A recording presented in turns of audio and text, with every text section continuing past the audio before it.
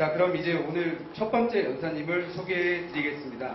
출판 평론가이시자 편집문화 실험실을 운영하고 계신 장은수 대표님께서 산촌 자본주의, 숲에서 자본주의를 껴안다라는 주제로 발표해 주시겠습니다. 연사님께 뜨거운 박수 부탁드리겠습니다. 예, 안녕하세요. 장은수입니다. 반갑습니다.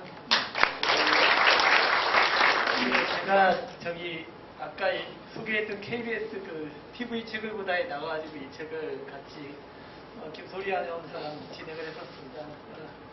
그런 인연으로 저를 여기 축제에 온 것 같습니다.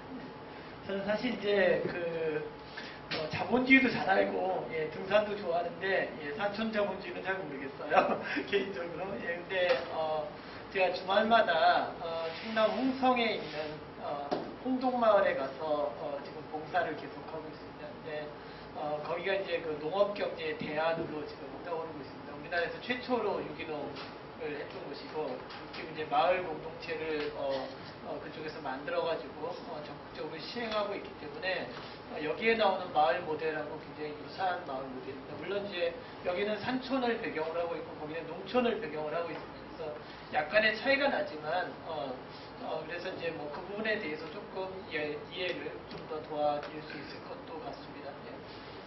숲에서 자본주의를 껴안다라고 하는 책을 먼저 좀 간단하게 소개를 좀 해드리면 모타니 보스케라고 하는 분은 경제학자입니다. 경제학자고요.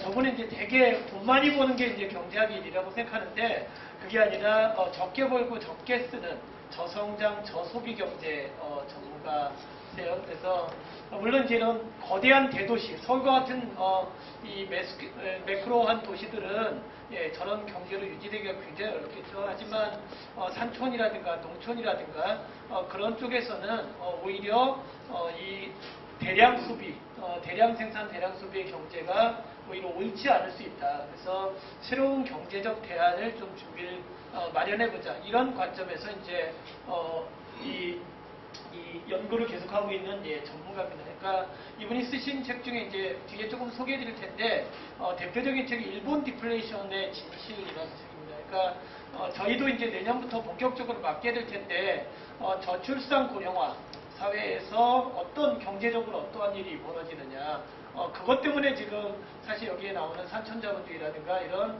새로운 경제를 고민하는 어떤 그런 것들이 만들어졌습니다. 그리고 이분의 이제 글을 보고 나서 NHK 히로시마 쪽에서 자기 동네 얘기거든요.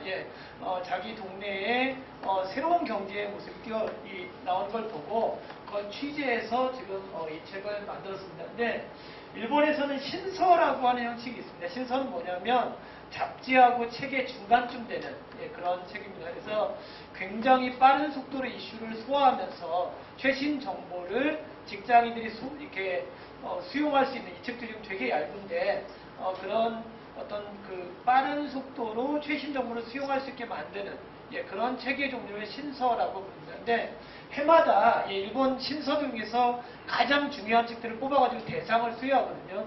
거기서 이 책이 1등 했습니다. 1등 했다는 거는 그만큼 일본 사회에서 굉장히 핫하고 그 다음에 굉장히 중요한 이슈를 이 안에 담고 있다. 이런 어떤 것들을 좀 생각하시면 될 것 같고요. 일본에서는 이게 이제 후쿠시마 사태 이후에 일본이 더 이상 원전 가지고 도저히 안 되겠다. 그래서 이제 새로운 에너지 체계를 고민하는 와중에 나왔거든요. 와중에 나와서 일본에서 40만 부 이상 팔린 초대형 베스트셀러가 됐고요. 그다음에 이제 도쿄대생들이 가장 많이 읽는 책으로 선정이 되었습니다. 그러니까 한국에서도 이 책이 나오고 나서 굉장히 많이 팔렸거든요. 많이 팔렸다는 거는 그만큼 현재 특히 이제 리먼 브라더스 사태 이후의 자본주의에 대한 좀 보조적인 어떤 경제적 생각 이런 것들이 필요하기 때문에 그런 것 같습니다. 이 책의 이제 원래대로 하면 사토야마 자본주의라고 일본에서 부르는데요. 사토야마라고 하면 숲가에 있는 마을을 뜻합니다. 숲과 이제 기존의 도시 사이에 있는 이제 마을을 이야기하는데 그런 어떤 일종의 숲마을 자본주의 이렇게 불러도 좋을 것 같고요. 산촌 자본주의 이렇게 불러도 좋을 것 같습니다. 그래서 산촌 자본주의라고 하는 서브 경제 시스템, 그러니까 메인 경제는 자본주의로 하되 그거를 보완하는 경제 시스템으로서 산촌 자본주의라고 하는 새로운 사고를 좀 도입해보자라고 하는 게 이 책의 주요한 발상이라고 할 수 있을 것 같습니다. 제가 제일 좋아하는 저희 이제 출판업계에서 제일 중요한 사람은 제프 베조스입니다. 아마존의 사장이죠. 이번에 이제 굉장히 큰 충격을 주는 사건이 있었는데 유기농 마켓을 인수를 했습니다. 미국 1위의 유기농 마켓을 아마존이 인수했거든요. 그러면 이제 오토 경제 시스템을 완전히 아마존이 장악할 수 있다고 지금 보고 농산물이라고 하는 시장이 미래 시장으로 보고 지금 뛰어들었습니다.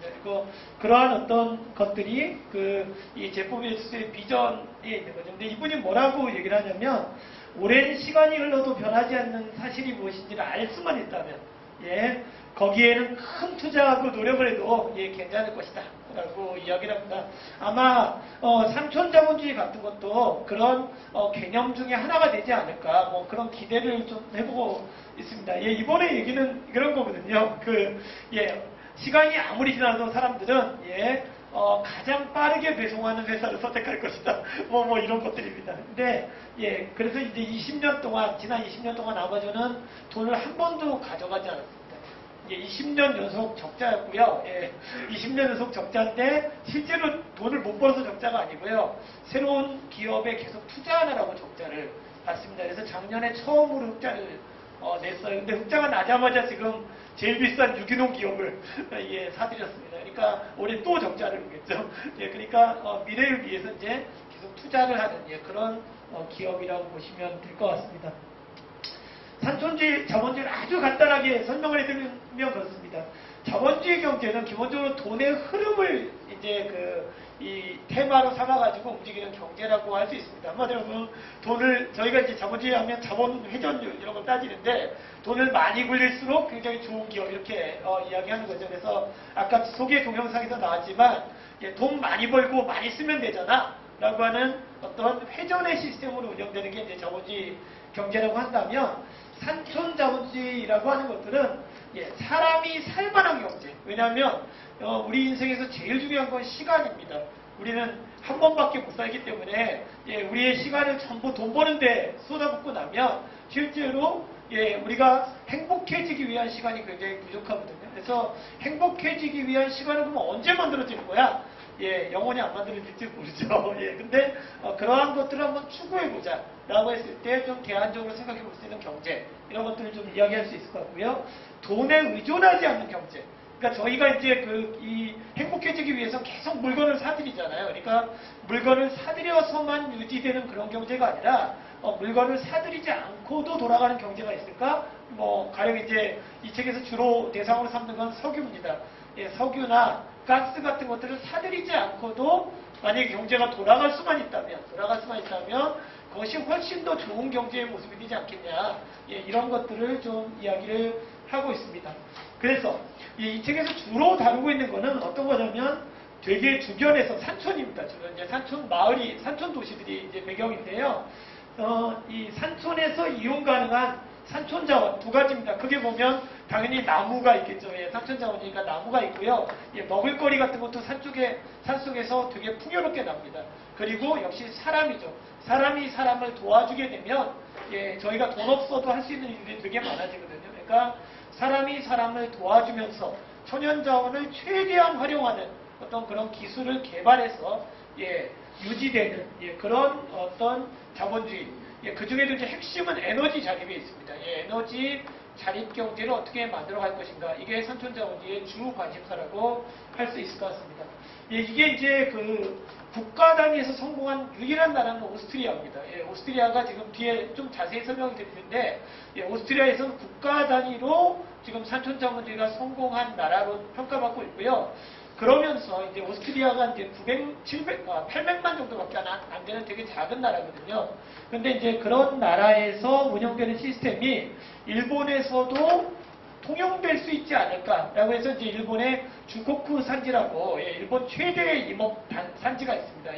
그 산지에 있는 망해가는 도시들을 재생하기 위해서 살려내기 위해서 오스트리아 경제 모델을 일부 일본으로 이식한 그거를 사토야마 자본주의, 산촌 자본주의라고 부르고 있다고 생각합니다. 이 이 산촌자본주의의 가장 큰 관심사는 저출산 고령화로 인해 가지고요, 지방 도시들이 계속 소멸하고 있거든요. 우리나라도 이거는 뭐 정해진 길입니다.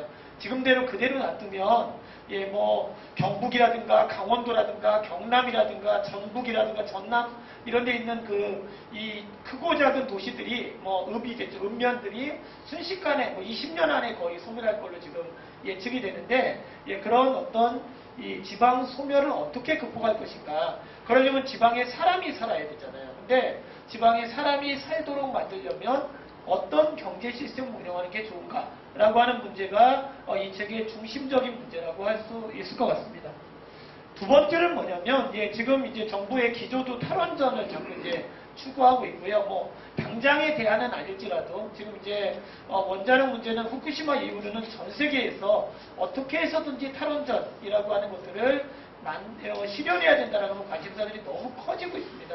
그리고 국내에서도 뭐 이번에도 이제 이 고리원전 더 이상 운영 안 하기로 했고, 신원전 안 짓기로 했고, 그럼 이제 저희가 에너지를 어디선가 갖다 써야 되는데, 그럼 어디서 에너지를 갖다 쓰는 게 가장 좋을 것인가? 이 문제는 이제 고민하게 된 거죠. 그래서 이제 대체 에너지에 관한 관심들이 지금 되게 높아지고 있는데, 이 책의 그 가장 큰 관심은 뭐냐면, 대체 에너지라고 하면 흔히 우리가 풍력, 조력, 그 다음에 태양력 이런 것들 생각하는데, 제일 전통적인 나무가 있다라고 하는 게 이 책의 주 관심사고, 그게 아마 여기서 저희가 논의하는 중요한 이유가 된 것 같습니다.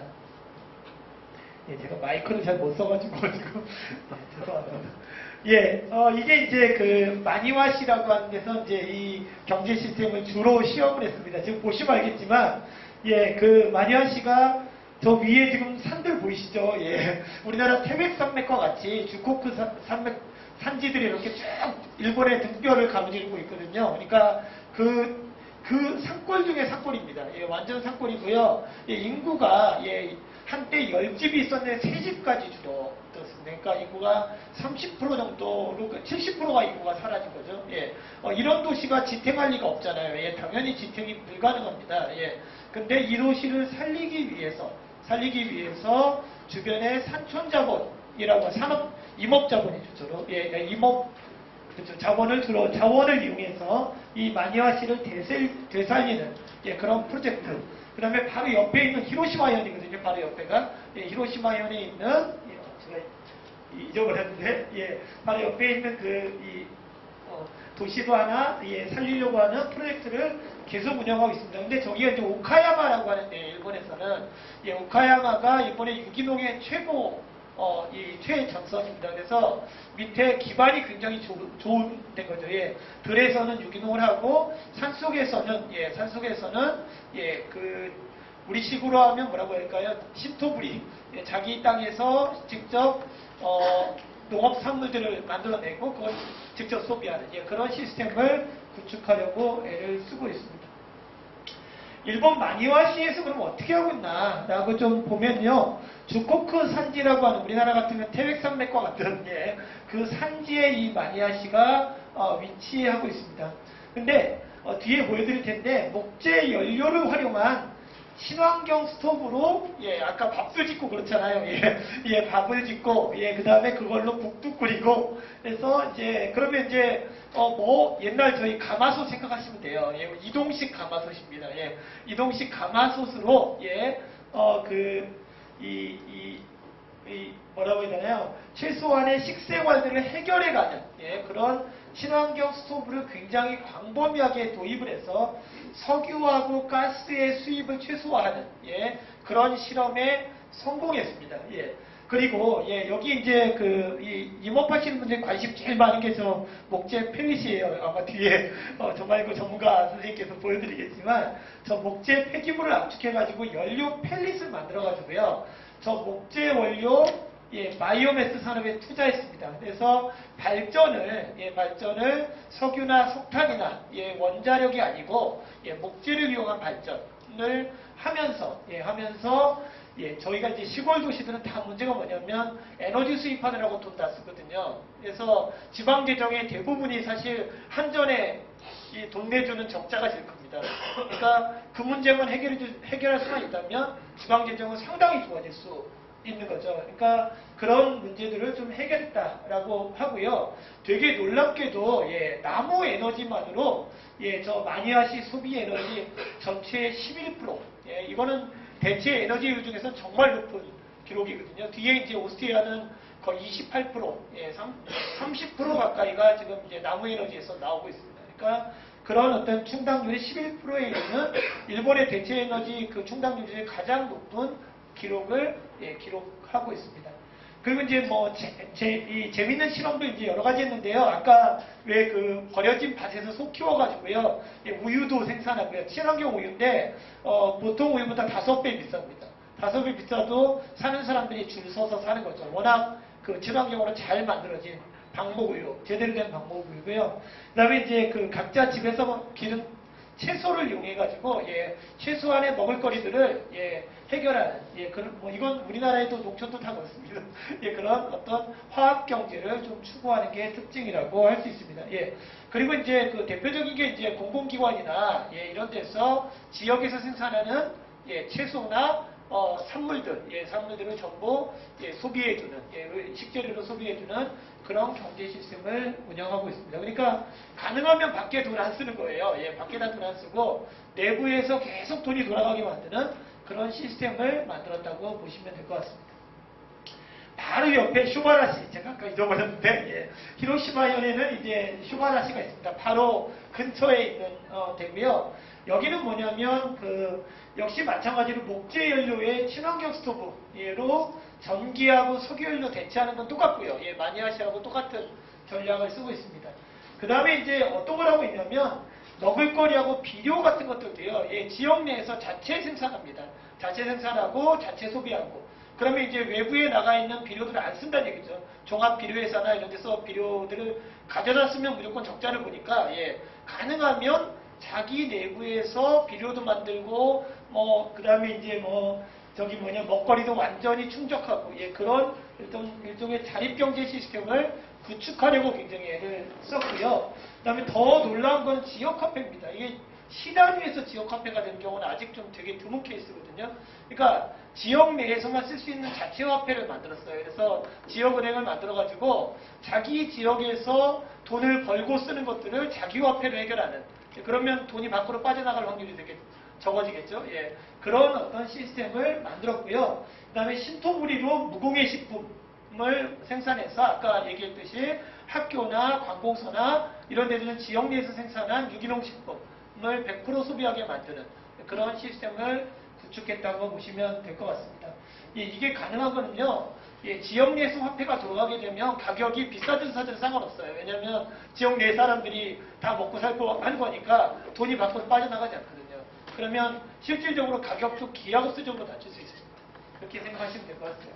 그러다 보니까 여기 이제 좀 살만하다는 소문이 든 거죠. 왜냐하면 빡빡하지 않고 그 다음에 여유 있게 살 수 있고 뭐 이런 시스템이 되니까 마을을 떠났던 청년들이 대거 귀촌해서 예, 그들이 이제 또 서울에서 우리 시골하고 서울이죠. 서울에서 배운 첨단 어떤 마케팅 기술을 이용해가지고 지역 농산물들을 예, 외부에서 오히려 팔아서 돈을 버는 예, 그런 시스템이 자연스럽게 이루어져 있고요. 그리고 여기에 이제 산물들이 소문이 나면서 예, 자연스럽게 그 산물들을 소비하기 위한 관광 같은 것들이 붐이 일어나가지고 여기 한번 가서 그거 한번 먹어보자.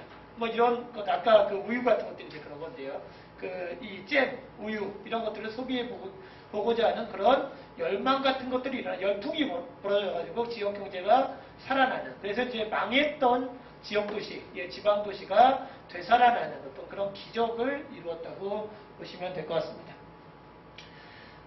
그걸 이제 좀 응용해가지고 이 책에 나오는 그 사례입니다. 예. 요새 이제 서울에도 그 노원구 같은 데 도시농업 되게 강조 많이 하고 있고요. 뉴욕에도 도시농업 지금 되게 강조 많이 하고 있거든요. 그래서 대도시 주변에 예, 도시농업을 할 수 있게 주택단지 안에 아예 텃밭을 분양하는 그런 어떤 주택단지들이 대도시 안으로 자꾸 들어가 있고요. 관공서들의 옥상들을 텃밭으로 개발해서 시민들한테 이렇게 공유하는 그러면서 시민들하고 소통도 하고 거기에서 나오는 먹거리도 이제 그 공급받아서 먹고 이런 어떤 시스템 같은 것도 많이 시도가 되고 있습니다.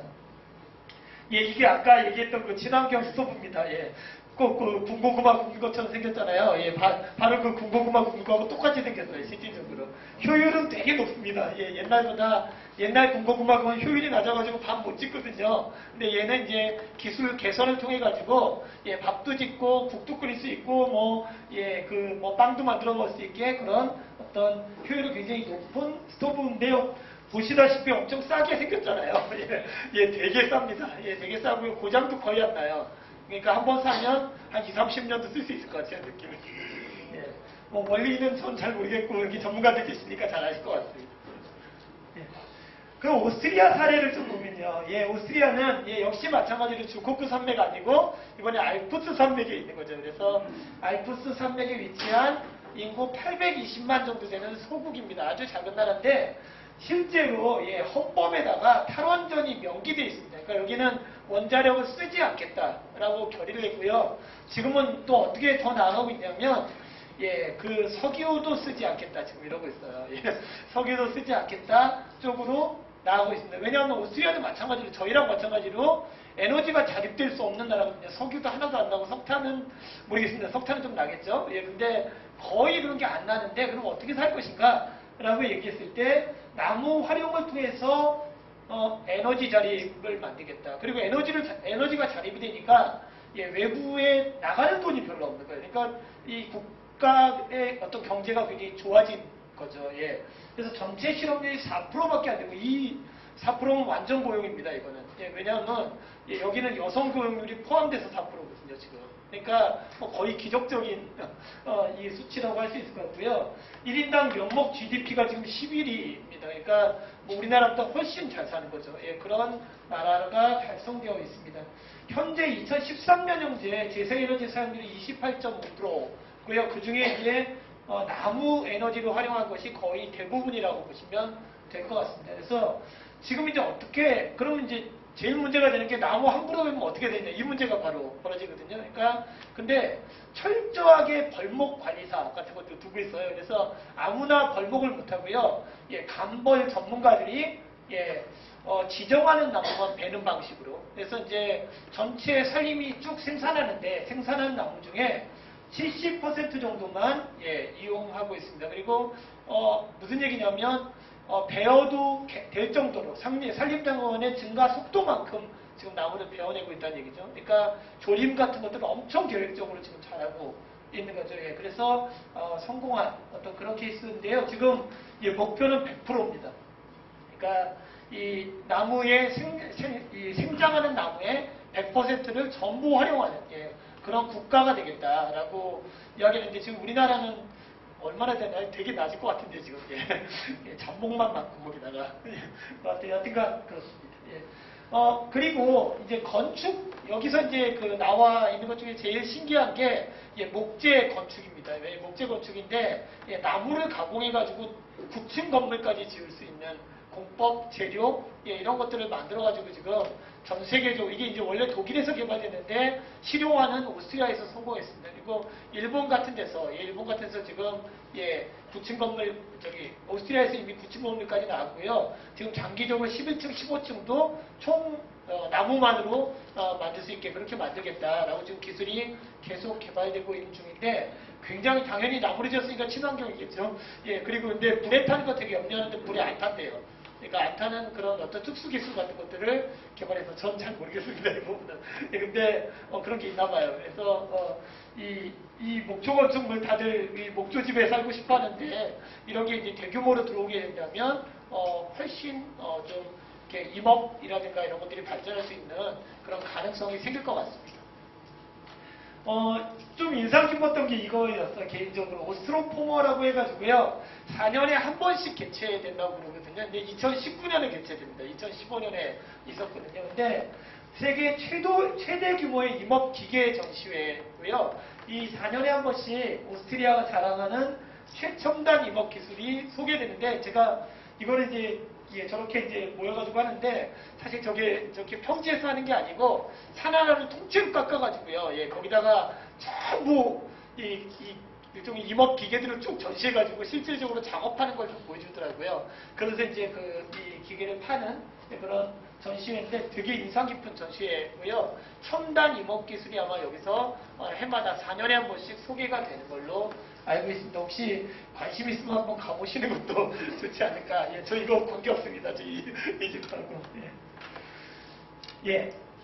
보시다시피 이제 지금 핵심이 뭐냐면요. 사실 지금 그냥 나무 하자는 게 아니고요. 기술이 안에 들어있습니다. 그러니까 나무 자원을 활용하는 최첨단 기술, 최첨단 기술이 이 안에 들어가 있고요. 그 최첨단 기술을 활용해서 일종의 도시 재생에 나서는 그런 것들을 좀 볼 수 있을 것 같습니다.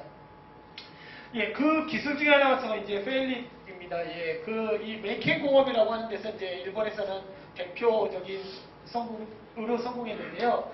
원래는 이제 여기가 제재소입니다. 목재 가공회사였는데 부동산 경기 침체가 계속되니까 회사가 경영 위기에 몰렸거든요.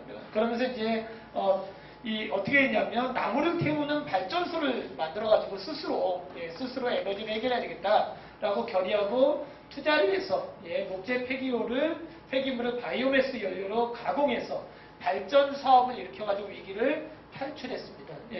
그래서 이제 목재 펠릿을 생산해가지고 지역하고 가정업체들이 아까 펠릿 보일러는 뭐냐면 그 석유 넣는데 나무 조각이 막 들어가거든요. 저 나무 조각이 들어가가지고 저절로 이 난방이 해결되는 그런 어떤 구조로 되어 있습니다. 그러니까 유조차 가가지고 이 기름 넣어주듯이 나무차 가가지고 나무를 막 넣어주더라고요. 그래서 이제 이 나무로 보일러가 돌아가는 그런 시스템을 갖추고 있습니다. 그래서 전력이 자립되면서 연간 1억 엔 정도 되는 전기료가 전락이 됐고요. 전력회사에 이제 남는 전기를 판매했어요. 우리나라도 이제 팔 수 있게 되는 걸로 알고 있는데, 그래서 한 5천만 원 정도 벌어들였고, 그 다음에 저 목재 쓰레기 처리 비용이 한 2억 4천만 원 정도 들었는데, 그것도 제로로 떨어졌죠. 그래서 연간 4억 엔 정도의 이러면 회사가 안 좋아지면 이상하죠. 그쵸? 돈 들어가는 게 거의 안 들어가게 됐는데, 당연히 회사가 좋아지니까, 경영 위기에서 탈출한 아주 대표적 사례라고 할 수 있을 것 같습니다. 그리고 이제 최근에는 이제 이렇게 서울에서 도시항공 같은 것들 하고 있거든요. 그러니까 도시에서 산촌농업들을 도시에서 하는 사례인데, 이거는 이제 긴자에서 제일 비싼 땅입니다. 제일 비싼, 우리나라는 명동이거든요. 명동에 옥상을 임대해가지고, 거기서 이제 꽃 키우고, 그 다음에 이렇게 하면서 이제 꿀을 모아가지고, 그걸로 밑에 업체에서 쿠키 만들고, 뭐 케이크 만들어서 파는 되게 비쌉니다, 당연히. 그런 사례도 지금 집약이 되고 있습니다. 그런 프로젝트도 있고요. 이 책에 다 나오는 거예요, 이거. 그 다음에 이제 스오 오시마섬, 아까 잼 만들었다는 데 있잖아요. 그러니까 잼을 만들어가지고 지금 성공했는데, 보다시피 저 잼 먹으러 도쿄에서 계속 놀러 갑니다. 사람들이 놀러 가니까 그 주변에 있는 경제가 이 잼 가게 하나로 완전히 활성화된 그런 사례라고 볼 수 있을 것 같습니다. 산천 자본주의의 이제 세 가지 조건만, 그냥 제가 생각하는 세 가지 조건만 말씀을 간단하게 드렸습니다. 제일 첫 번째는 뭐냐면요, 에너지 자립입니다. 그러니까 문명은 에너지 자립 없이는 성립되지 않거든요. 그러니까 저희가 산촌에서 산다고 해서 에너지 없이 살 수는 없어요. 이제는 불가능합니다. 그러니까 그럼 이제 에너지를 최소한 쓴다 하더라도 밖에서 가능하면 에너지를 안 사오는 그런 경제 시스템을 어떻게 구축할 것인가. 이게 이제 첨단의 문제가 될 것 같습니다. 왜냐하면 시골 마을은 전부요, 에너지 때문에 적자를 봐요. 대부분 에너지 때문에 적자를 보고, 다 전기 써야죠, 그 다음에 가스 써야죠, 뭐 이런 것들이 다 적자를 보는데, 그거를 지금 산림자원, 한마디로 말하면 나무로 어떻게 하면 해결할 수 있을까라고 하는 문제를 산촌자본주의가 해결했다는 거죠, 지금. 그것도 이제 오스트리아와 일본의 최첨단 임업 기술을 이용해서 해결했다는 그런 장점을 좀 우리가 볼 수 있을 것 같고요. 두 번째는 뭐냐면, 교육입니다. 교육하고, 그 다음에, 병원 같은 거예요. 그런 것들을 자립적으로 해결할 수 있느냐. 제일 중요하거든요. 사실 우리가 왜 살아요? 예, 우리의 몸을 보존하고 그다음에 우리 애를 잘 키우고 예, 이러기 위해서 사는 거잖아요. 그러니까 근데 이렇게 왜 저출산 고령화가 되면 제일 큰 문제가 뭐 되냐면 예, 교육 인프라가 무너집니다. 예, 의료 인프라도 무너집니다. 당연히 병원이 생길 리가 없잖아요. 예, 일단 산부인과부터 사라지고, 그 다음에 소아과 사라지고, 예, 연쇄적으로 계속 사라지거든요. 그러면 병원이 없는 데서 우리가 어떻게 살 수 있을까요, 지금? 예, 사는 게 불가능하죠, 당연히. 이제 그 문제를 어떻게 해결할 것인가, 라고 하는 문제가 굉장히 중요한 이슈고요. 당연히 애들이 없으면 학교도 자꾸 사라집니다. 학교도 자꾸 사라지니까 그 문제, 교육 문제를 어떻게 해결할 것인가. 근데 이 오카야마에서는, 예, 여기 제가 그 주말마다 내려가는 홍동에서는, 예, 풀무학교가 그걸 해결해주고 있거든요. 그러니까 초등학교부터 대학까지 다 있거든요. 대한대학이. 예, 이 교육공동체가 다 있습니다. 그리고 최근에는 이 의료생협, 예, 마을에서 아예 의사가 와서, 나 여기서 살고 싶어. 그래서 아예 들어왔거든요. 그러니까 이런 식의 어떤 병원 문제가 해결이 되는 게 굉장히 중요한 이슈가 될 것 같습니다. 그 다음에 이제 세 번째로 어떤 게 있냐면요. 예, 도시에 있는 거 다 시골에도 있어야 돼요. 가령 빵집, 그 다음에 도서관, 예, 이런 거 없이 못 살아요, 사람이. 예, 저희가 보세요. 예, 옷은 인터넷으로 주문하면 됩니다. 그쵸? 예. 그 다음에 먹을거리도 정한 데면 인터넷으로 주문하면 됩니다. 예, 각종 책도 뭐 인터넷으로 주문하면 됩니다.